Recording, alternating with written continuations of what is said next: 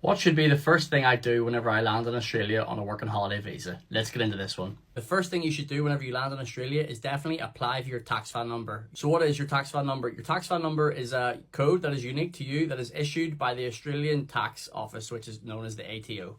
You have to get this for a number of reasons. The biggest reason is to avoid higher tax rates. If you don't have a TFN, your employer has to pay you in the highest tax bracket, which is 45%, and you do not want that.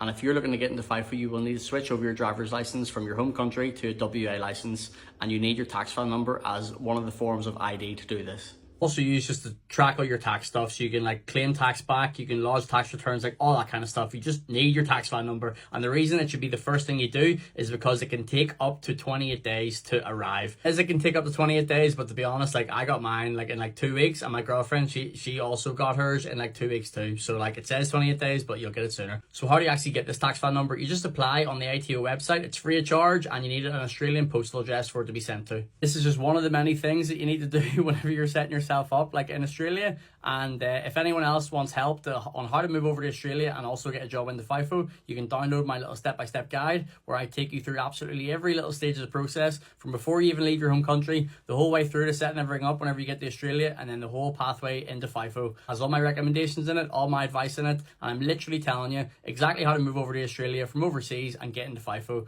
So yeah, just use it as your little handbook. Everything is in order. Just start from the very beginning and just work your way down it. It's worked for a lot of people already, and it can definitely work for you as well. Just take all the stress away from your big move. It's obviously a big daunting thing, so just refer back to this little book as much as you want. I'll keep you right on that. It's like sort of exactly what you need to do. Okay, you can get that just on the little stand store, so click on that, and it's the very first one. It's called The Ultimate Guide to Getting a FIFO Job on a Working Holiday Visa.